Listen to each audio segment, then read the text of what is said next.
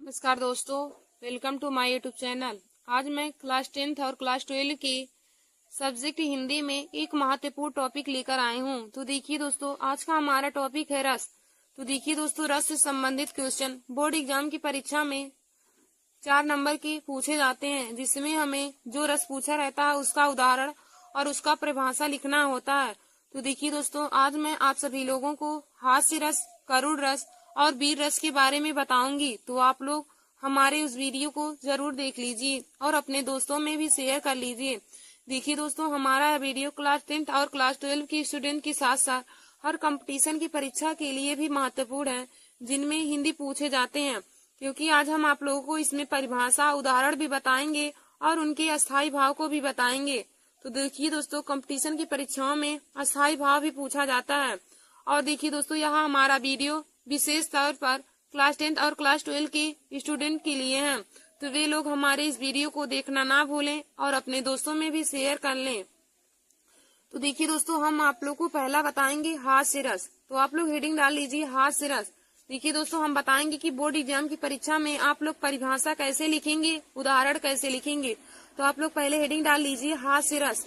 तो इसमें लिखिएगा, जब किसी काव्य को पढ़ने व लिखने से, जब किसी काव्य को पढ़ने व लिखने से हास नामक विभाव, अनुभाव, संचारी भाव व अस्थायी भाव से युक्त हास्य रस की उत्पत्ति होती है।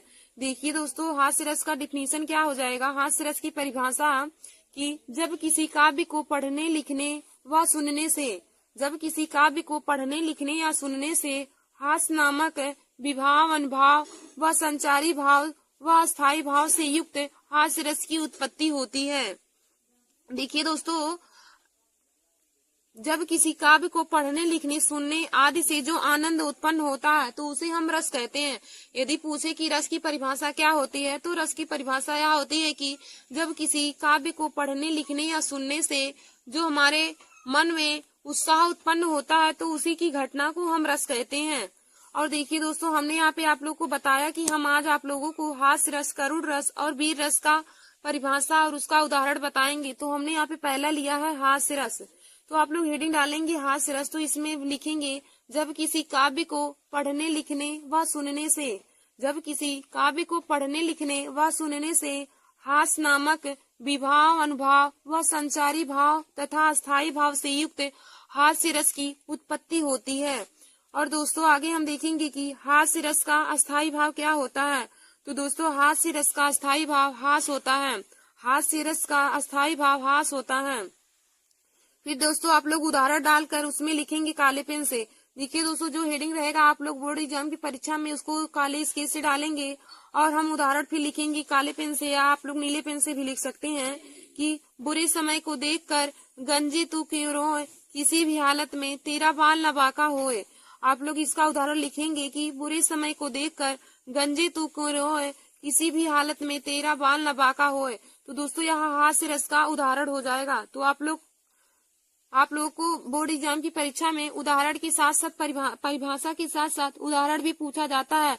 तो दोस्तों, आप परिभाषा और उदाहरण दोनों अपने कॉपी में नोट कर लीजिए। फिर हम आगे देखेंगे, हमारा दूसरा है करुण रस। तो देखिए दोस्तों, करुण रस किसे कहेंगे।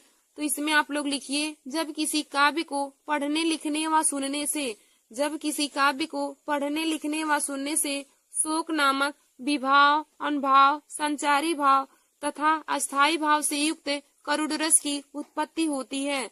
जब किसी काव्य को पढ़ने, लिखने व सुनने से शोक नामक विभाव, अनुभाव व संचारी भाव से युक्त करुण रस की उत्पत्ति होती है, तो हम इस प्रकार के रस को करुण रस कहते हैं।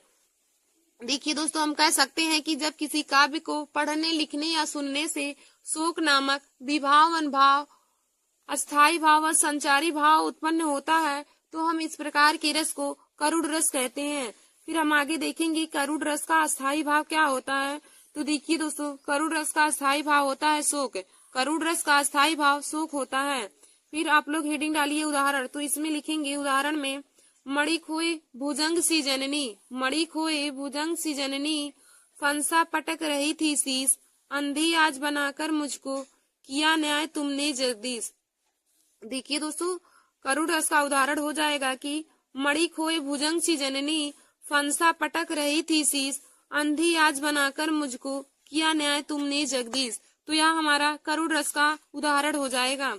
तो देखिए दोस्तों, इसमें शोक की भावना व्यक्त की गई है। उपयुक्त उदाहरण में शोक की भावना व्यक्त की गई है, तो हम कह सकते हैं कि यह करुण रस का उदाहरण है। यदि आपको बोर्ड एग्जाम की परीक्षा में पूछे कि आप इसका स्पष्टीकरण करिए, तो आप लोग लिख सकते हैं कि इसमें शोक की भावना व्यक्त की गई है। उपयुक्त उदाहरण में शोक की भावना व्यक्त की गई है, इसीलिए हम कह सकते हैं कि यह करुण रस का उदाहरण है। तो दोस्तों, करुण रस का उदाहरण क्या हो जाएगा? मणि खोए भुजंग सी जननी, फंसा पटक रही थी शीश, अंधी आज बनाकर मुझको किया न्याय तुमने जगदीश। यह हमारा करुण रस का उदाहरण हो जाएगा। तो देखिए दोस्तों, करुण रस का परिभाषा क्या हो जाएगा कि जब किसी काव्य को पढ़ने, लिखने व सुनने से शोक नामक विभाव, अनुभाव, संचारी भाव तथा अस्थायी भाव से युक्त करुण रस की उत्पत्ति होती है। और हमने आप लोगों को बताया कि करुण रस का अस्थायी भाव क्या हो जाएगा। तो दोस्तों, करुण रस का अस्थायी भाव शोक हो जाएगा। और इसका उदाहरण भी हमने आप लोग को बताया, मणि खोई भुजंग सी जननी, फंसा पटक रही थी शीश, अंधी आज बनाकर मुझको किया न्याय तुमने जगदीश। तो देखिए दोस्तों, हमारा अगला है तीसरा, वीर रस। तो हम आप लोग को वीर रस और उसका उदाहरण और उसका परिभाषा बताएंगे। तो दोस्तों, आप लोग हेडिंग डाल लीजिए, वीर रस। इसमें लिखेंगे, जब किसी काव्य को पढ़ने, लिखने व सुनने से, जब किसी काव्य को पढ़ने, लिखने व सुनने से उत्साह नामक विभाव, अनुभाव, संचारी भाव व अस्थायी भाव से युक्त वीर रस की उत्पत्ति होती है। देखिए दोस्तों, हम कह सकते हैं कि जब किसी काव्य को पढ़ने, लिखने व सुनने से शरीर में जो उत्साह नामक विभाव, अनुभाव, संचारी भाव व अस्थायी भाव युक्त होता है, उत्पन्न होता है, तो उसे हम वीर रस कहते हैं। तो देखिए दोस्तों, वीर रस का अस्थायी भाव क्या होता है? तो वीर रस का अस्थायी भाव उत्साह होता है। वीर रस का अस्थायी भाव उत्साह होता है। तो इसका उदाहरण क्या हो जाएगा? तो देखिए दोस्तों, वीर रस का उदाहरण हो जाएगा, चढ़ चेतक तलवार उठा, करता था भूतल पानी को, राणा प्रताप सिर काट काट कर करता था सफल जवानी को। उसका उदाहरण हो जाएगा वीर रस का, चढ़ चेतक तलवार उठा, करता था भूतल पानी को, राणा प्रताप सिर काट काट कर करता था सफल जवानी को। तो यह हमारा वीर रस का उदाहरण हो जाएगा। देखिए दोस्तों, यदि इसमें स्पष्टीकरण पूछे तो आप बताएंगे कि उपयुक्त उदाहरण में वीर की भावना व्यक्त की गई है। देखिए यहाँ पे वीर की भावना व्यक्त की गई है, तो हम कह सकते हैं कि यह हमारा वीर रस का उदाहरण है। तो दोस्तों, यह हमारा वीर रस का उदाहरण हो जाएगा, चढ़ चेतक तलवार उठा, करता था भूतल पानी को, राणा प्रताप सिर काट काट करता था सफल जवानी को।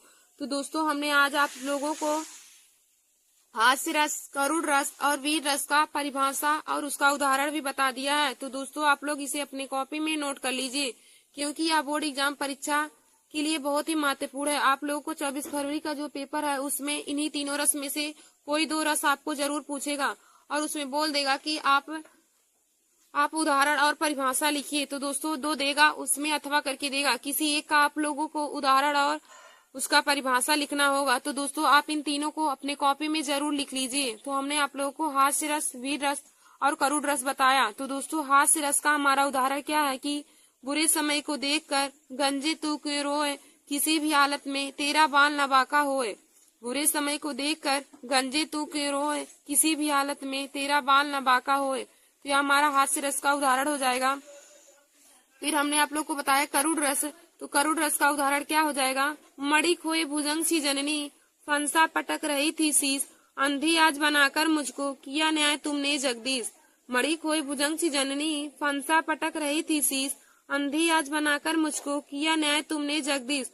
तो देखिए दोस्तों, उपयुक्त उदाहरण में हमारा शोक की या कष्ट की भावना इसमें व्यक्त की गई है, तो हम कह सकते हैं कि यह हमारा करुण रस का उदाहरण है। फिर हमने आगे आप लोग को वीर रस बताया था। तो देखिए दोस्तों, वीर रस का उदाहरण क्या हो जाएगा, चढ़ चेतक तलवार उठा, करता था भूतल पानी को, राणा प्रताप सिर काट काट करता था सफल जवानी को। तो यह हमारा वीर रस का उदाहरण हो जाएगा। तो दोस्तों, मैंने आप लोगों को तीनों उदाहरण एक बार फिर से बता दिया है। तो आप लोग उदाहरण सहित इसकी परिभाषा को जरूर याद कर लीजिए, क्योंकि बोर्ड एग्जाम की परीक्षा में 4 नंबर के रस से संबंधित क्वेश्चन पूछे जाते हैं। आशा करती हूँ दोस्तों, आज का हमारा वीडियो आप लोगों को समझ में आया होगा। धन्यवाद दोस्तों।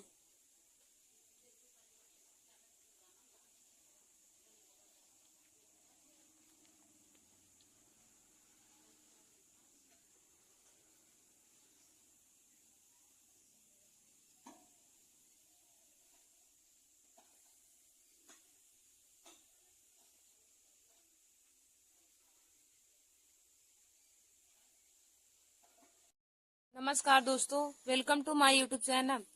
आज मैं क्लास 12 के सब्जेक्ट हिंदी में मोस्ट इम्पोर्टेंट टॉपिक लेकर आई हूँ। तो देखिए दोस्तों, आज का हमारा टॉपिक है पत्र लेखन। आज हम आप सभी लोगों को पत्र लिखना बताएंगे कि बोर्ड एग्जाम की परीक्षा में पत्र कैसे लिखा जाता है। तो देखिए दोस्तों, हमने एक और वीडियो पत्र लेखन पर बनाया था, जिसमें हमने किसी बैंक की शाखा प्रबंधक को कोई व्यवसाय शुरू करने हेतु ऋण प्राप्ति के लिए आवेदन पत्र आप लोगों को लिखना बताया था कि आप आवेदन पत्र किसी बैंक की शाखा को ऋण प्राप्ति के लिए कैसे लिखेंगे। तो दोस्तों, आज हम आप लोगों को अपने नगर की सफाई हेतु नगर पालिका को एक पत्र लिखना बताएंगे। तो दोस्तों देखिए, बोर्ड एग्जाम की परीक्षा में 3 टॉपिक पर हर बार ही पत्र पूछे जाते हैं। उसमें बोर्ड एग्जाम की परीक्षा में दो पत्र लेखन आता है और उसमें से आपको कोई एक लिखना रहता है। तो देखिए दोस्तों, यही तीन ही पत्र हैं जिनमें से 2 आते हैं, तो आप लोग इन्हें जरूर तैयार कर लीजिएगा। तो हमने बैंक की शाखा प्रबंधक को ऋण प्राप्ति के लिए आवेदन पत्र लिखवाया है। तो जिन भी स्टूडेंट को पता नहीं है वे लोग जाके हमारे चैनल पर पत्र लेखन को लिख ले। और आज हम आप लोगों को अपने नगर की सफाई हेतु नगर पालिका पर पत्र लिखना बताएंगे। तो दोस्तों, आप लोग हमारे इस वीडियो को जरूर देख लीजिए। देखिए दोस्तों, 24 फरवरी के पेपर में यह पत्र लेखन जरूर पूछा जाएगा, तो आप लोग इसे जरूर देखकर अपने कॉपी में नोट कर लीजिए। तो हम लिखेंगे, इसमें पहले हेडिंग डालेंगे, पहले काले पेन से लिखेंगे सेवा में, उसके बाद कामा लगाएंगे, सेवा में लिखेंगे, फिर कामा लिख के लिखेंगे स्वास्थ्य अधिकारी। सेवा में स्वास्थ्य अधिकारी नगर निगम प्रयागराज उत्तर प्रदेश। देखिए दोस्तों, लिखेंगे हम पहले सेवा में स्वास्थ्य अधिकारी नगर निगम प्रयागराज उत्तर प्रदेश। फिर हम यहाँ पे अब हेडिंग डालेंगे विषय। तो यहाँ पे आप लोग काले स्केच से हेडिंग डाल लीजिएगा विषय। फिर इसमें लिखेंगे मतलब किस विषय पर हमें निबंध पत्र लिखना है। तो दोस्तों, हमें यहाँ पे नगर की सफाई हेतु नगर पालिका को एक पत्र लिखना है। तो हम विषय में लिखेंगे मोहल्ले की सफाई हेतु नगर पालिका को एक पत्र। फिर देखिए दोस्तों, हम विषय में लिखेंगे कि मोहल्ले की सफाई हेतु नगर पालिका को एक पत्र। फिर उसके बाद अब यहाँ पे लिखेंगे श्रीमान, या फिर हम कह सकते हैं महोदय। यहाँ पे लिख के फिर कामा डाल के हम अब नीली पेन से इसमें लिखेंगे मैं इस पत्र के माध्यम से प्रयागराज नगर निगम के स्वास्थ्य अधिकारी का ध्यान अपने मोहल्ले की गंदगी की ओर खींचना चाहता हूँ या खींचना चाहती हूँ। मैं इस पत्र के माध्यम से प्रयागराज नगर निगम के स्वास्थ्य अधिकारी का ध्यान अपने मोहल्ले की गंदगी की ओर खींचना चाहता या चाहती हूँ। आपको यह जानकर आश्चर्य होगा कि हमारे क्षेत्र में कई दिनों से कोई सफाई कर्मचारी नहीं आ रहे हैं। देखिए दोस्तों, हमारा आगे हो जाएगा कि आपको यह जानकर आश्चर्य होगा कि हमारे क्षेत्र में कई दिनों से कोई सफाई कर्मचारी नहीं आ रहे हैं, जिसके कारण जगह जगह पर गंदगी कूड़ा करकट का ढेर लग गया है या फिर ढेर लगा हुआ है। सड़कों नालियों की सफाई न होने के कारण मच्छरों का प्रकोप इस हद तक बढ़ गया है कि दिन का चैन और रात की नींद हराम हो गई है। अगर ऐसा ही चलता रहा तो जल्द ही पूरा मोहल्ला महामारी की चपेट में आ जाएगा। देखिए दोस्तों, अगर ऐसा ही मोहल्ला चलता रहा तो जल्द ही मोहल्ला महामारी की चपेट में आ जाएगा। अतः आपसे निवेदन है कि जल्द ही सफाई की व्यवस्था करवाएं। देखिए दोस्तों, हम लिखेंगे कैसे कि अपने मोहल्ले की सफाई है तो नगर पालिका को पत्र लिखेंगे सेवा में, काले पेन से लिखेंगे सेवा में, फिर कामा डाल के लिखेंगे इसमें सेवा में स्वास्थ्य अधिकारी नगर निगम प्रयागराज उत्तर प्रदेश। सेवा में स्वास्थ्य अधिकारी नगर निगम प्रयागराज उत्तर प्रदेश। फिर हम यहाँ पे विषय हेडिंग डाल के इसमें लिखेंगे मोहल्ले की सफाई हेतु नगर पालिका को एक पत्र। मोहल्ले की सफाई हेतु नगर पालिका को एक पत्र। फिर लिखेंगे श्रीमान या महोदय डाल के फिर कामा करके लिखेंगे मैं इस पत्र के माध्यम से प्रयागराज नगर निगम के स्वास्थ्य अधिकारी का ध्यान अपने मोहल्ले की गंदगी की ओर खींचना चाहता हूँ। मैं इस पत्र के माध्यम से प्रयागराज नगर निगम के स्वास्थ्य अधिकारी का ध्यान अपने मोहल्ले की गंदगी की ओर खींचना चाहता या चाहती हूँ। आपको यह जानकर आश्चर्य होगा कि हमारे क्षेत्र में कई दिनों से कोई सफाई कर्मचारी नहीं आ रहे हैं, जिसके कारण जगह जगह पर गंदगी कूड़ा करकट का ढेर लग गया है। ढेर लग गया है। सड़कों नालियों की सफाई न होने के कारण मच्छरों का प्रकोप इस हद तक बढ़ गया है कि दिन का चैन और रात की नींद हराम हो गई है। अगर ऐसा ही चलता रहा तो जल्द ही पूरा मोहल्ला महामारी की चपेट में आ जाएगा। अतः आपसे निवेदन है कि जल्द से जल्द ही सफाई की व्यवस्था करवाएं। भौदी आबासा। देखिए दोस्तों, यहाँ पे भौदी लिखने के बाद आप लोग अपना नाम नहीं लिखेंगे। बोर्ड एग्जाम की परीक्षा की कॉपी में कोई भी स्टूडेंट अपना नाम नहीं लिखेंगे, क्योंकि यहाँ पे नाम नहीं लिखा जाता है। दोस्तों, आप यहाँ पे का खा गा लिख सकते हैं या आ बासा और कुछ लिख सकते हैं। फिर यहाँ पे कोने में आप लोग दिनांक डाल के यहाँ पे तारीख डाल लेंगे, जिस दिन रहेगा पेपर, या फिर आगे पीछे का डाल सकते हैं, कोई भी, उससे कोई दिक्कत नहीं होगा। तो दोस्तों, आप लोग बोर्ड एग्जाम परीक्षा में 24 फरवरी को पेपर में ऐसे ही मोहल्ले की सफाई हेतु नगर पालिका पर एक पत्र ऐसे ही लिखेंगे।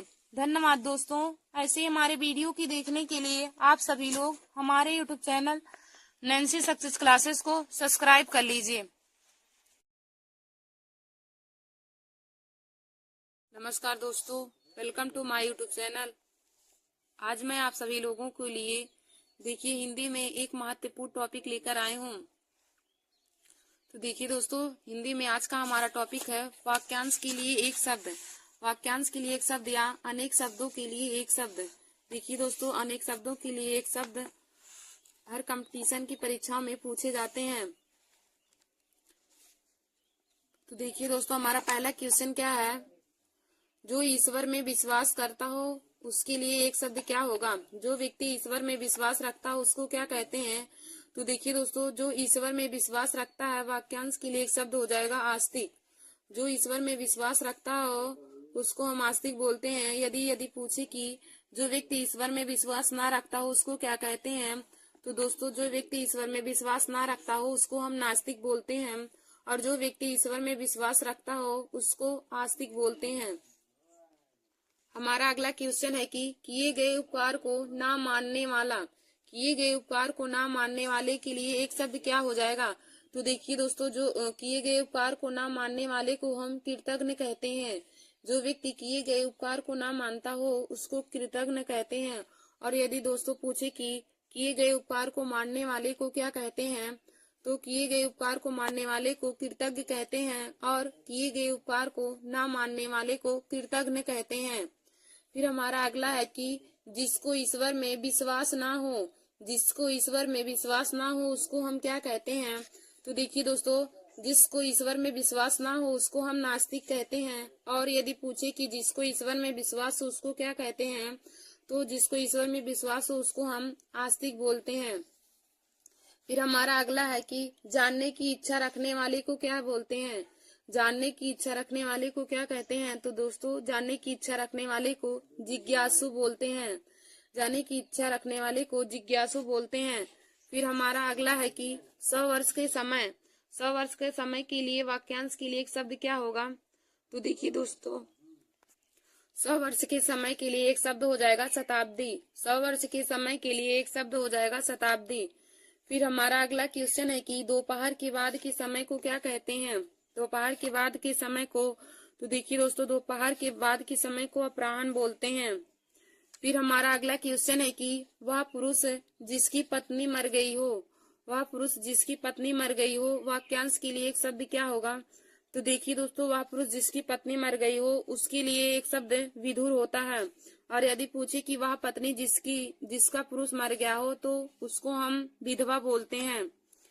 देखिए दोस्तों, वह पुरुष जिसकी पत्नी मर गई हो उसके लिए एक शब्द विधुर हो जाएगा। और यदि पूछे कि वह पत्नी जिसका पति मर गया हो तो उसका हो जाएगा, उसके लिए हम बोलेंगे विधवा। फिर हमारा अगला क्वेश्चन है कि जिसका कोई स्वामी या रक्षक ना हो, जिसका कोई स्वामी या रक्षक ना हो उसको क्या बोलते हैं? तो देखिए दोस्तों, जिसका कोई स्वामी या रक्षक ना हो उसके लिए एक शब्द हो जाएगा अनाथ। जिसका कोई स्वामी या रक्षक ना हो उसको अनाथ बोलते हैं। फिर हमारा अगला क्वेश्चन है कि जिसकी उपमा के योग्य कोई ना हो, जिसकी उपमा के योग्य कोई ना हो उसको क्या बोलते हैं? तो दोस्तों, जिसकी उपमा के योग्य कोई ना हो उसको हम निरुपम बोलते हैं। फिर हमारा अगला क्वेश्चन है कि जो सब कुछ जानता हो उसको क्या कहते हैं। जो सब कुछ जानता है उसको क्या कहते हैं। तो दोस्तों जो सब कुछ जानता है उसको सर्वज्ञ बोलते हैं। फिर हमारा अगला है कि प्रतिदिन प्रकाशित होने वाला समाचार पत्र। प्रतिदिन प्रकाशित होने वाला समाचार पत्र है। तो देखिए दोस्तों प्रतिदिन प्रकाशित होने वाला समाचार पत्र को दैनिक कहते हैं। फिर हमारा अगला है जिसमें कुछ करने की क्षमता ना हो। जिसमें कुछ करने की क्षमता ना हो उसे क्या कहते हैं। तो देखिए दोस्तों जिसमें कुछ करने की क्षमता ना हो उसको अक्षम कहते हैं।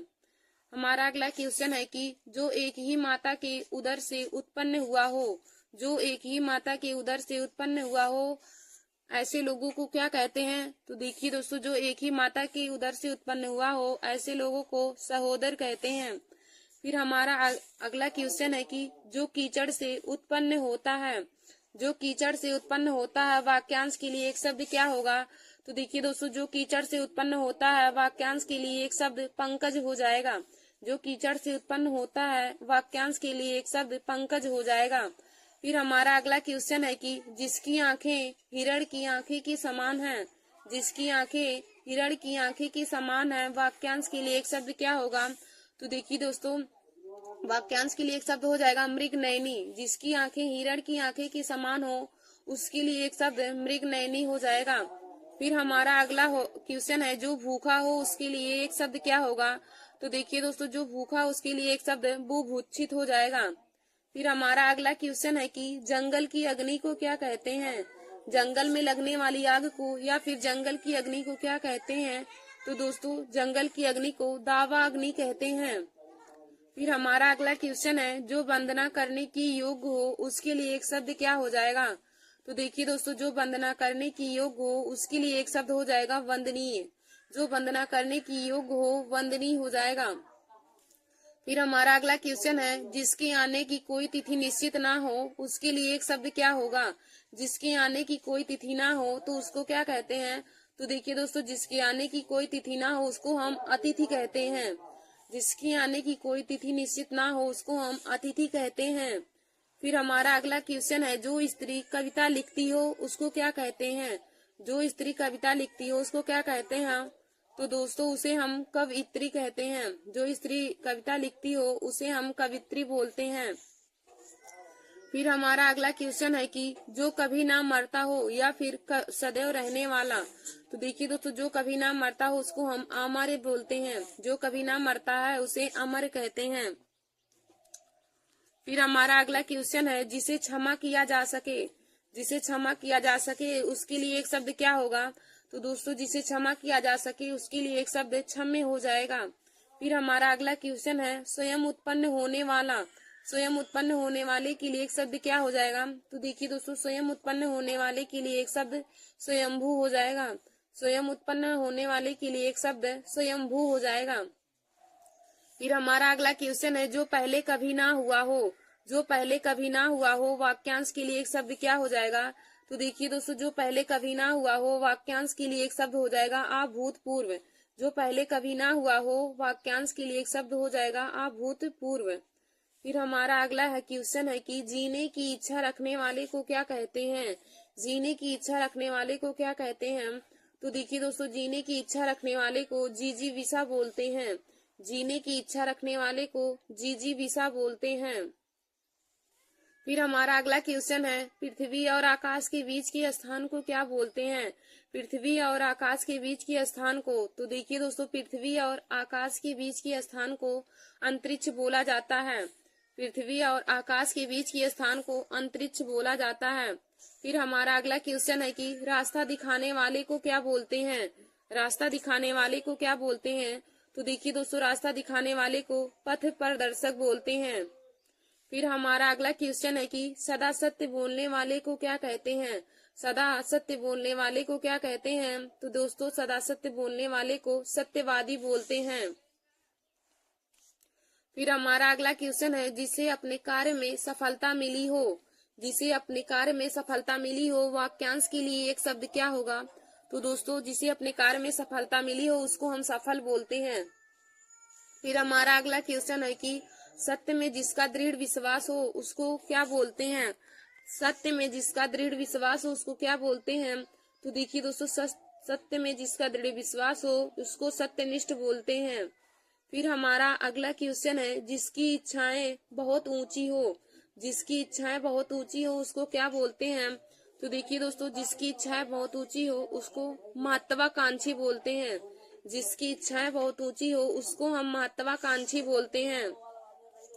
फिर हमारा अगला क्वेश्चन है, जिससे किसी की तुलना ना की जा सके। जिससे किसी की तुलना ना की जा सके, वाक्यांश के लिए एक शब्द क्या होगा? तो देखिए दोस्तों, जिससे किसी की तुलना ना की जा सके, वाक्यांश के लिए एक शब्द अतुलनीय हो जाएगा। जिससे किसी की तुलना ना किया जा सके, वाक्यांश के लिए एक शब्द हो जाएगा अतुलनीय। फिर हमारा अगला क्वेश्चन है, जिसका दमन ना किया जा सके। जिसका दमन ना किया जा सके, तो दोस्तों देखिए, जिसका दमन ना किया जा सके उसको अदम्य बोलते हैं। फिर हमारा अगला क्वेश्चन है, जिसके समान कोई दूसरा ना हो। जिसके समान कोई दूसरा ना हो, तो वाक्यांश के लिए एक शब्द क्या होगा? तो देखिए दोस्तों, जिसके समान कोई दूसरा ना हो उसको हम अद्वितीय बोलते हैं। जिसके समान कोई दूसरा ना हो उसको हम अद्वितीय बोलते हैं। और दोस्तों, यह क्वेश्चन बहुत ही महत्वपूर्ण है। जिसके समान कोई दूसरा ना हो उसको क्या बोलते हैं? तो देखिए दोस्तों, जिसके समान कोई दूसरा ना हो उसको हम अद्वितीय बोलते हैं। फिर हमारा अगला क्वेश्चन है कि जिसका कोई अंत ना हो उसको क्या बोलते हैं? जिसका कोई अंत ना हो, तो देखिए दोस्तों, जिसका कोई अंत ना हो उसको हम अनंत बोलते हैं। फिर हमारा अगला क्वेश्चन है कि जिसका कोई शत्रु पैदा ना हुआ हो। जिसका कोई शत्रु पैदा ना हुआ हो उसको क्या बोलते हैं? तो देखिए दोस्तों, जिसका कोई शत्रु पैदा ना हुआ हो उसको हम अजात शत्रु बोलते हैं। जिसका कोई शत्रु पैदा ना हुआ हो उसको अजात शत्रु बोलते हैं। धन्यवाद दोस्तों। ऐसे हमारे वीडियो को देखने के लिए, जीके, मैथ और हिंदी के महत्वपूर्ण टॉपिक को पाने के लिए आप सभी लोग हमारे YouTube channel Nancy success classes को सब्सक्राइब कर लीजिए और अपने दोस्तों में शेयर करना ना भूलें। धन्यवाद दोस्तों। नमस्कार दोस्तों, welcome to my YouTube channel Nancy success classes. आज मैं आप सभी लोगों के लिए हिंदी में वर्णमाला व विराम चिन्ह से संबंधित महत्वपूर्ण क्वेश्चन लेकर आए हूँ। तो देखिए दोस्तों, वर्णमाला से संबंधित क्वेश्चन हर कंपटीशन की परीक्षाओं में पूछे जाते हैं। जैसे ग्रुप डी हुआ, आरआरबी एनटीपीसी हुआ, एसएससी एग्जाम हुआ, यूपीपी, बिहार पुलिस और सभी कंपटीशन की परीक्षाओं में पूछे जाते हैं। तो दोस्तों, आप लोग हमारे इस वीडियो को जरूर देख लीजिए। आज का हमारा टॉपिक है वर्णमाला व विराम चिन्ह से संबंधित महत्वपूर्ण क्वेश्चन। तो देखिए दोस्तों, हमारा पहला क्वेश्चन दिया है कि निम्नलिखित में से कौन सा मूल दीर्घ स्वर नहीं है। निम्नलिखित में से कौन मूल दीर्घ स्वर नहीं है? आइए दोस्तों, हम इसे बताने से पहले आप सभी लोगों को मूल स्वर, दीर्घ स्वर, स्वर व्यंजन और सभी व्यंजनों के प्रकार के बारे में बता देते हैं पहले। तो देखिए दोस्तों, स्वर वे होते हैं जिनके उच्चारण में बिना किसी वर्ड की सहायता से बोले जाते हैं। जो वर्ड बिना किसी वर्ड की सहायता से बोले जाते हैं उन्हें हम स्वर कहते हैं। जो वर्ड बिना किसी वर्ड की सहायता से बोले जाते हैं उन्हें हम स्वर कहते हैं। और देखिए दोस्तों, हिंदी में स्वरों की कुल संख्या, मुख्यतः स्वरों की संख्या 11 होती है। और व्यंजन क्या होते हैं? व्यंजन का परिभाषा हो जाएगा कि जो स्वर की सहायता से बोले जाते हैं। जो वर्ड स्वर की सहायता से बोले जाते हैं उन्हें हम व्यंजन कहते हैं। और हिंदी वर्णमाला में व्यंजनों की मुख्यतः संख्या 33 होती है। हिंदी वर्णमाला में व्यंजनों की संख्या 33 होती है। तो देखिए दोस्तों, जब भी आप लोगों से क्वेश्चन पूछेगा कि हिंदी वर्णमाला में स्वरों की संख्या और व्यंजनों की संख्या कितनी होती है, तो आप बताएंगे कि हिंदी वर्णमाला में स्वरों की संख्या 11 तथा व्यंजनों की संख्या 33 होती है। और यदि पूछे कि हिंदी वर्णमाला में कुल वर्णों की संख्या कितनी होती है, तो आप बताएंगे हिंदी वर्णमाला में कुल वर्णों की संख्या 52 होती है। हिंदी वर्णमाला में कुल वर्णों की संख्या 52 होती है। और देखिए दोस्तों, हम आगे आप लोगों को मूल स्वर यानी कि स्वरों के प्रकार में बताएंगे। तो देखिए दोस्तों, स्वर 3 प्रकार के होते हैं। नंबर 1 हमारा होता है हर्ष स्वर, नंबर 2 दीर्घ स्वर और नंबर 3 प्लुप्त स्वर होता है। तो देखिए दोस्तों, हर्ष स्वर को ही मूल स्वर कहते हैं। हर्ष स्वर को मूल स्वर कहते हैं और हर्ष स्वरों की संख्या 4 होती है। तो हम लिखेंगे इनकी संख्या 4 होती है। इनकी संख्या, हर्ष स्वरों की संख्या 4 होती है।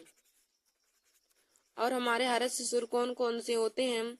तो देखिए दोस्तों, हिंदी वर्णमाला में हर्ष स्वर 4 प्रकार के होते हैं, जिनकी संख्या 4 होती है। छोटा आ होता है, छोटी, छोटाऊ और री।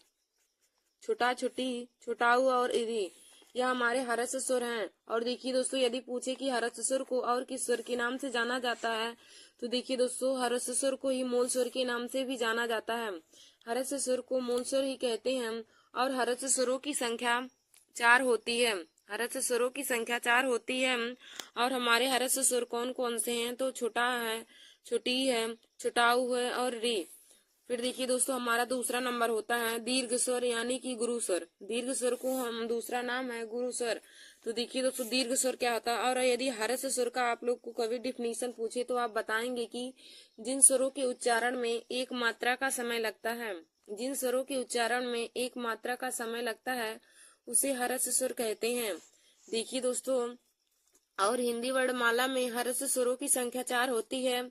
और हर्ष स्वर को मूल स्वर के नाम से भी जाना जाता है। तो हर्ष स्वरों की संख्या 4 हो जाएंगी। और हमारे हर्ष स्वर हैं छोटा, छोटी, छोटाऊ और री। फिर देखिए दोस्तों, हमारा दूसरा होता है दीर्घ स्वर यानी कि गुरु स्वर। दीर्घ स्वर को हम गुरु स्वर भी कहते हैं। तो देखिए दोस्तों, दीर्घ स्वर का डिफिनीशन हो जाएगा, परिभाषा की जिन स्वरों के उच्चारण में हर्ष स्वर से 2 गुना समय लगता है, जिन स्वरों के उच्चारण में हर्ष स्वर से 2 गुना समय लगता है, उसे दीर्घ स्वर कहते हैं।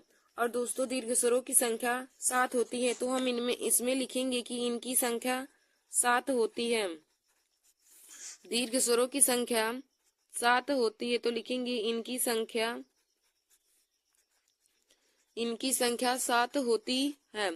तो दीर्घ स्वर हमारे कौन कौन से हैं? तो देखिए दोस्तों, बड़ा है, बड़ी है, बड़ाऊ है, ए है, ओ है और आओ है। दीर्घ स्वरों की संख्या 7 होती है। दीर्घ स्वर हमारे कौन कौन से हैं? बड़ा है, बड़ी है, बड़ाऊ है, ए है, ओ है और आओ है। तो यह हमारे दीर्घ स्वर हो जाएंगे। देखिए दोस्तों, कभी कभी हर्ष स्वर ना देकर मूल स्वर देता है कि मूल स्वरों की हिंदी वर्णमाला में मूल स्वरों की संख्या कितनी होती है। तो आप लोग बताएंगे कि हिंदी वर्णमाला में मूल स्वरों की कुल संख्या 4 होती है।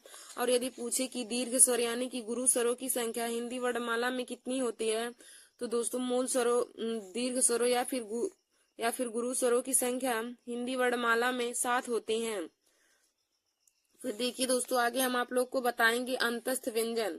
अंतस्थ व्यंजन कौन कौन से होते हैं और इनकी संख्या हिंदी वर्णमाला में कितनी होती है। तो देखिए दोस्तों, अंतस्थ स्वरों की संख्या, अंतस्थ व्यंजनों की संख्या हिंदी वर्णमाला में 4 होती है। तो हम इसमें लिखेंगे कि इनकी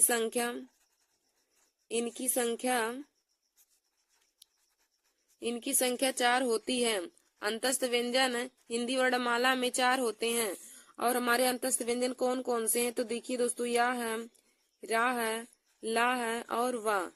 या, रा, ला और वाह, यह अंतस्थ व्यंजन है। हिंदी वर्णमाला में अंतस्थ व्यंजन 4 प्रकार के होते हैं। और हमारे कौन कौन से अंतस्थ व्यंजन होते हैं? तो या है, रा है, ला है और वाह है। यह चारों हमारे अंतस्थ व्यंजन होते हैं। फिर देखिए दोस्तों, आगे हम देखेंगे, हमारा अगला है ऊष्म व्यंजन। ऊष्म व्यंजन हिंदी वर्णमाला में कितने प्रकार के होते हैं? तो देखिए दोस्तों, ऊष्म व्यंजन भी हिंदी वर्णमाला में ऊष्म व्यंजनों की संख्या भी 4 होती है। हम लिखेंगे इनकी संख्या 4 होती है। इसमें हम लिखेंगे कि इनकी संख्या 4 होती है। इनकी संख्या 4 होती है। देखिए दोस्तों, ऊष्म व्यंजनों की संख्या 4 होती है। और हमारे ऊष्म व्यंजन कौन कौन से होते हैं? बड़ा सा है, खट्टी सा है, छोटा सा है और हा। बड़ा सा, खट्टी सा, छोटा सा, हा, यह हमारे ऊष्म व्यंजन होते हैं। ऊष्म व्यंजनों की संख्या हिंदी वर्णमाला में 4 होती है। और देखिए दोस्तों, ऊष्म व्यंजन कौन कौन से होते हैं?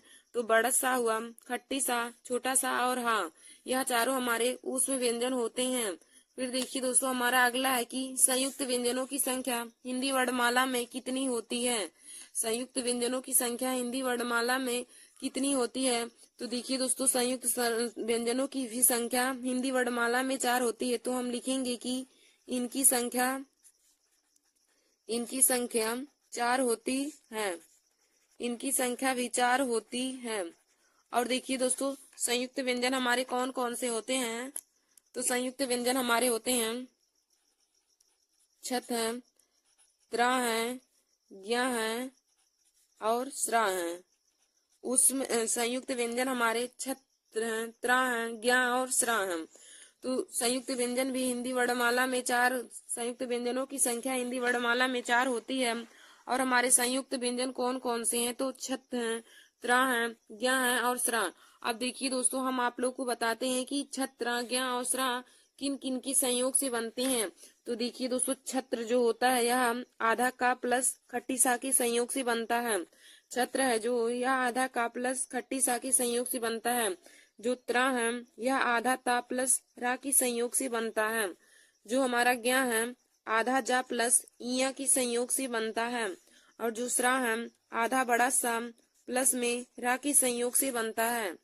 देखिए दोस्तों, संयुक्त व्यंजन की संख्या 4 होती है। हिंदी वर्णमाला में संयुक्त व्यंजनों की संख्या 4 होती है। और हमारे संयुक्त व्यंजन कौन कौन से हैं। तो संयुक्त व्यंजन है छत, त्रा, ज्ञ और स्रा। छत्र, त्रा, ज्ञ और स्रा यह हमारे संयुक्त व्यंजन हैं।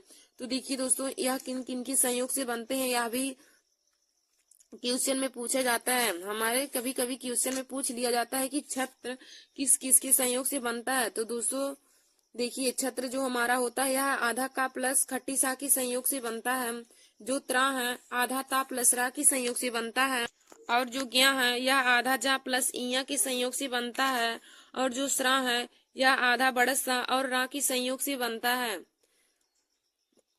तो देखिए दोस्तों, मैंने आप सभी लोगों को बताया मूल स्वरों के बारे में। मैंने आप लोगों को बताया मूल स्वरों के बारे में। तो देखिए दोस्तों, मूल स्वरों का परिभाषा क्या होता है कि मूल स्वर यानी कि हर्ष स्वर, जिन स्वरों के उच्चारण में एक मात्रा का समय लगे, जिन स्वरों के उच्चारण में एक मात्रा का समय लगे उसे हम हर्ष स्वर कहते हैं।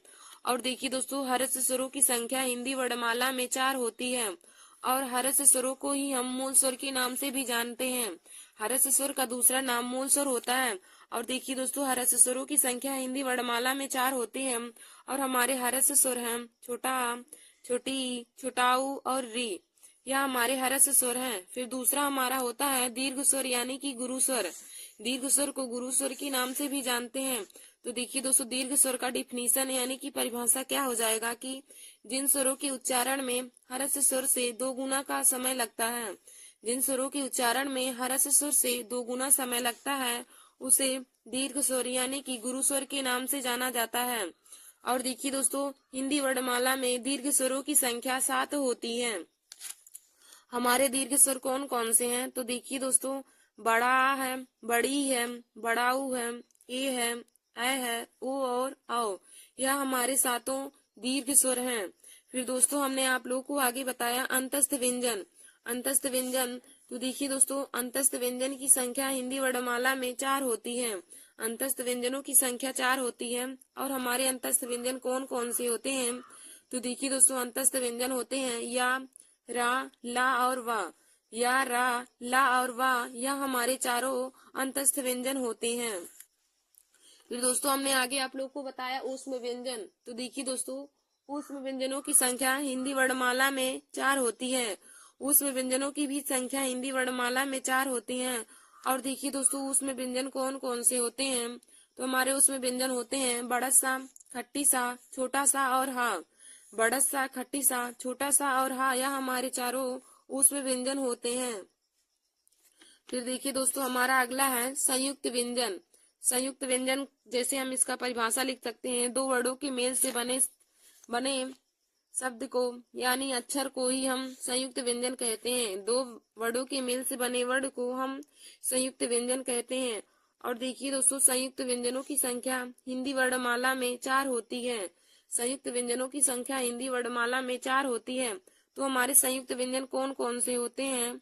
देखिए दोस्तों, हमारे संयुक्त व्यंजन होते हैं छत्र, ज्ञ और स्रा। छत्र, ज्ञ और स्रा यह चारों हमारे संयुक्त व्यंजन होते हैं। और देखिए दोस्तों, संयुक्त व्यंजन 2 वर्डों के संयोग से बनते हैं। तो वह कौन कौन से दो वर्ण हैं जिनके संयोग से संयुक्त व्यंजन बनते हैं, तो हम आप लोग को बताएंगे। देखिए दोस्तों, जो हमारा छत्र होता है यह आधा का प्लस खट्टी सा के संयोग से बनता है। जो छत्र होता है यह आधा का प्लस खट्टी सा के संयोग से बनता है। जो त्रा है आधा ता प्लस रा के संयोग से बनता है। यह हमारा जो है वह आधा जा प्लस इया के संयोग से बनता है। और जो स्रा होता है यह आधा बड़सा और रा के संयोग से बनता है। फिर देखिए दोस्तों, आगे हम आप लोग को बताएंगे अस्पर्श व्यंजन। आगे आप लोग हेडिंग डाल लीजिए अस्पर्श व्यंजन। तो देखिए दोस्तों, अस्पर्श व्यंजन की संख्या हिंदी वर्णमाला में 25 होती है। अस्पर्श व्यंजनों की संख्या हिंदी वर्णमाला में 25 होती है। तो हम इसमें लिखेंगे कि इनकी संख्या 25 होती है। अस्पर्श व्यंजनों की संख्या 25 होती है। और दोस्तों, अस्पर्श व्यंजन हमारे कहाँ से कहाँ तक होते हैं, तो देखिए दोस्तों, अस्पर्श व्यंजन को याद करने का ट्रिक है कम, यानी कि का से लेकर माँ तक हमारे सभी आने वाले वर्ण अस्पर्श व्यंजन होते हैं। का से लेकर माँ तक आने वाले सभी वर्ण हमारे अस्पर्श व्यंजन होते हैं। तो का वर्ग से लेकर पा वर्ग तक के सभी वर्ण अस्पर्श व्यंजन की संख्या में आते हैं। और अस्पर्श व्यंजनों की संख्या 25 होती है। अस्पर्श व्यंजनों की संख्या 25 होती है। फिर देखिए दोस्तों, आगे हम आप लोगों को अघोष, सघोष, अल्प प्राण और महाप्राण के बारे में बताएंगे। तो आप लोग हेडिंग डाल लीजिएगा अल्प प्राण। आप लोग हेडिंग डालिए अल्प प्राण। तो देखिए दोस्तों, अल्प प्राण ज्ञात करने का हम आप लोगों को ट्रिक बताते हैं कि अल्प प्राण ज्ञात करने का ट्रिक हमारा होता है 135। अल्प प्राण ज्ञात करने का ट्रिक होता है 135। 135 का मतलब क्या हो जाएगा दोस्तों, देखिए अल्प प्राण 135 का मतलब हो जाएगा कि किसी भी वर्ग का पहला अक्षर, तीसरा अक्षर और पांचवा अक्षर। किसी भी वर्ग का पहला अक्षर, तीसरा अक्षर और पांचवा अक्षर यह हमारे सभी अल्प प्राण होते हैं। यानी कि देखिए दोस्तों, जैसे हमारा का वर्ग होता है, जैसे का वर्ग में हमारा कौन कौन सा वर्ड आता है, तो का वर्ग में हमारा आता है का है, खा है, गा है, घा है और अंगा। यही हमारा का वर्ग में आ जाएगा। तो इसमें से हमें जैसे अल्प प्राण को छाटना है, तो हमने आप लोग को बताया कि अल्प प्राण छाटने का ट्रिक क्या हो जाएगा 135। यानी कि किसी भी वर्ड का पहला अक्षर, तीसरा अक्षर और पांचवा अक्षर यह हमारे अल्प प्राण होते हैं। तो देखिए दोस्तों, का वर्ग में हमारे पहला अक्षर, तीसरा अक्षर और पांचवा अक्षर हमारे अल्प प्राण हो जाएंगे। तो इसमें से अल्प प्राण हमारे कौन कौन से हो जाएंगे, तो हम लिखेंगे इसमें से अल्प प्राण। अल्प प्राण हमें जैसे छाटना है, तो अल्प प्राण हमारे हो जाएंगे का, गा और अंगा। का, गा और अंगा यह तीनों हमारे अल्प प्राण हो जाएंगे। हमने अल्प प्राण पहचानने का ट्रिक आप लोग को बताया 135। 135 का मतलब हो जाएगा कि किसी भी वर्ड का पहला अक्षर, तीसरा अक्षर और पांचवा अक्षर। किसी भी वर्ग का पहला, तीसरा और पांचवा अक्षर अल्प प्राण होते हैं। फिर आगे देखिए दोस्तों, महाप्राण क्या होते हैं। महाप्राणी ज्ञात करने का ट्रिक क्या होता है, तो देखिए दोस्तों, महाप्राण ज्ञात करने का हमारा ट्रिक होता है 24। महाप्राण ज्ञात करने का ट्रिक हमारा 24 होता है। और देखिए दोस्तों, 24 का मतलब हो जाएगा कि किसी भी वर्ड का दूसरा अक्षर और चौथा अक्षर, किसी भी वर्ड का दूसरा अक्षर और चौथा अक्षर महाप्राण होते हैं। तो देखिए दोस्तों, जैसे हमने यहीं पे का वर्ग लिया है, तो का वर्ग में हमारा का, खा, गा, घा और अंगा वर्ड आते हैं। इसी में हमारा दूसरा अक्षर और चौथा अक्षर महाप्राण होंगे। तो दूसरा अक्षर खा है और चौथा अक्षर घा है। तो हम लिखेंगे महाप्राण क्या हो जाएगा, खा और घा। खा और घा हमारे महाप्राण हो जाएंगे। फिर दोस्तों, आगे हम आप लोग को अघोष और सघोष के बारे में बताते हैं। तो देखिए दोस्तों, अगला हमारा है अघोष। अगला हमारा है अघोष। तो देखिए दोस्तों, अघोष को जानने का ट्रिक क्या होता है, अघोष को याद करने का ट्रिक होता है 12। अघोष को याद करने का ट्रिक होता है 12, यानी कि किसी भी वर्ड का पहला अक्षर और दूसरा अक्षर। जैसे हम यहाँ पे चा वर्ग ले रहे हैं, और चा वर्ग में हमारे कौन कौन से वर्ड होंगे, चा, छा, जा, झा और इया। देखिए दोस्तों, अघोष को ज्ञात करने का ट्रिक हमारा 12 होता है, यानी कि किसी भी वर्ड का पहला अक्षर और दूसरा अक्षर। किसी भी वर्ड का पहला और दूसरा अक्षर हमारे अघोष वर्ड में आते हैं। और देखिए दोस्तों, हमने जैसे यहाँ पे चा वर्ग लिया है तो चा वर्ग में चा है, छा है, जा है, झा और इया, चा छा जा झा और इया हमारे चा वर्ग में आते हैं। तो देखिए दोस्तों, इसी में से हमारा पहला और दूसरा अक्षर हमारे अघोष हो जाएंगे। तो पहला अक्षर चा है और दूसरा छा है, तो अघोष वर्ण हमारे हो जाएंगे, अघोष वर्ण इसमें से हो जाएंगे चा और छा, अघोष वर्ण हो जाएंगे चा और छा। फिर देखिए दोस्तों, हमारा दूसरा होता है सघोष, दूसरा सघोष होता है। और सघोष को याद करने का ट्रिक क्या होता है? तो देखिए दोस्तों, सघोष को याद करने का ट्रिक 345 होता है। सघोष को याद करने का ट्रिक 345 होता है। और 345 का मतलब क्या हो जाएगा? देखिए दोस्तों, 345 का अर्थ हो जाएगा कि किसी भी वर्ड का तीसरा अक्षर, चौथा अक्षर और पांचवा अक्षर, किसी भी वर्ड का तीसरा अक्षर, चौथा अक्षर और पांचवा अक्षर हमारे सघोष वर्ड होते हैं। तो देखिए दोस्तों, जैसे हमने यहाँ पे चा वर्ग लिया है तो चा वर्ग में हमारा हो जाएगा चा छा जा झा और इया, चा छा जा झा और इया हमारे यहाँ सघोष वर्ण होते हैं। तो देखिए दोस्तों, इसमें से तीसरा वर्ण, चौथा वर्ण और पांचवा वर्ण हमारे सघोष व्यंजन हो जाएंगे। तो छा जा जा झा इया हमारे सघोष वर्ण हो जाएंगे, जा झा इया, यह हमारे सघोष वर्ण हो जाएंगे। तो दोस्तों, आशा करती हूँ कि आप लोगों को अल्प प्राण, महाप्राण, सघोष और अघोष के बारे में बहुत अच्छे से पता चल गया होगा। तो देखिए दोस्तों, हमने आप लोग को बताया कि अल्प प्राण ज्ञात करने का ट्रिक क्या होता है। तो अल्प प्राण ज्ञात करने का ट्रिक होता है 135। अल्प प्राण ज्ञात करने का ट्रिक 135 होता है। 135 का अर्थ क्या होता है कि किसी भी वर्ड का पहला अक्षर, तीसरा अक्षर और पांचवा अक्षर, किसी भी वर्ग का पहला अक्षर, तीसरा अक्षर और पांचवा अक्षर यहाँ हमारे अल्प प्राण होते हैं। और देखिए दोस्तों, हमारा अगला हमने आप लोग को बताया था, जैसे हमने यहाँ पे उदाहरण भी लिया, जैसे हमने का वर्ग लिया है तो का वर्ग में हमारे का, खा, गा, घा और अंगा, यही पांचों वर्ड आते हैं। तो इसी में से हमें अल्प प्राण को छांटना है। तो हमने आप लोग को अल्प प्राण छांटने का ट्रिक बताया है 135। तो इसमें से हमारा यानी कि पहला अक्षर, तीसरा अक्षर और पांचवा अक्षर हमारा अल्प प्राण होगा। तो देखिए दोस्तों, पहला अक्षर का है, तीसरा अक्षर गा है और पांचवा अक्षर अंगा, तो का, गा और अंगा हमारे अल्प प्राण हो जाएंगे। फिर देखिए दोस्तों, अगला हमारा है, हमने आप लोग को बताया महाप्राण। तो महाप्राण ज्ञात करने का ट्रिक क्या होता है? 24। महाप्राण ज्ञात करने का ट्रिक होता है 24, यानी कि किसी भी वर्ड का दूसरा अक्षर और चौथा अक्षर महाप्राण होते हैं। किसी भी वर्ग का दूसरा अक्षर और चौथा अक्षर महाप्राण होते हैं। देखिए, जैसे हमने यहाँ पे का वर्ग ही लिया है तो का वर्ग में का, खा, गा, घा और अंगा, यह हमारे सब आते हैं। तो दोस्तों, इसी में से हमारा दूसरा और चौथा वर्ण महाप्राण हो जाएंगे, यानी कि जो खा है और घा, यह दूसरा और चौथा अक्षर है तो यह हमारे महाप्राण हो जाएंगे। तो दोस्तों, अल्प प्राण ज्ञात करने का ट्रिक 135 होता है और महाप्राण ज्ञात करने का ट्रिक 24 होता है। 135 का मतलब किसी भी वर्ड का पहला अक्षर, तीसरा अक्षर और पांचवा अक्षर।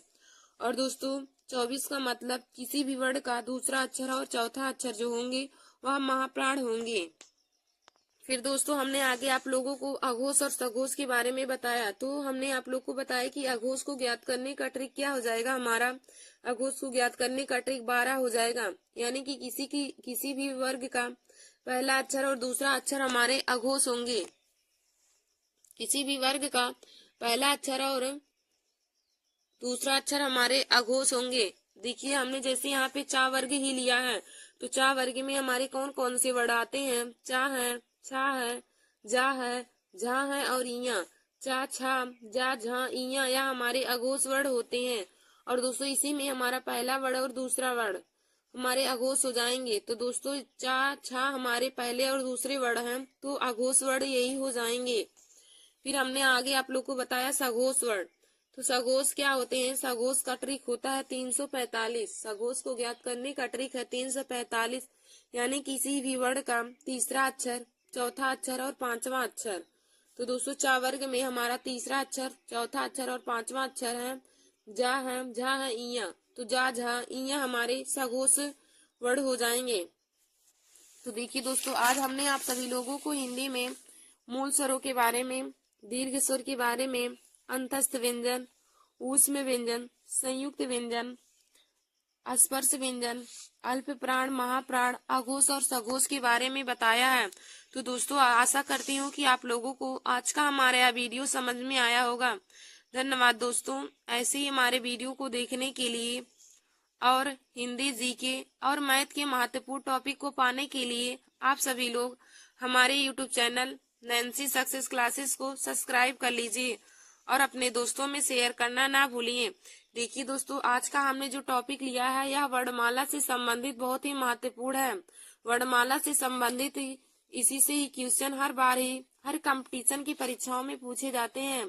तो देखिए दोस्तों, जैसे ग्रुप डी हुआ, आरआरबी, एनटीपीसी, यूपीपी, यह सभी कंपटीशन की परीक्षाओं में पूछे जाते हैं। तो आप सभी लोग हमारे इस वीडियो को जरूर देख लीजिए। धन्यवाद दोस्तों।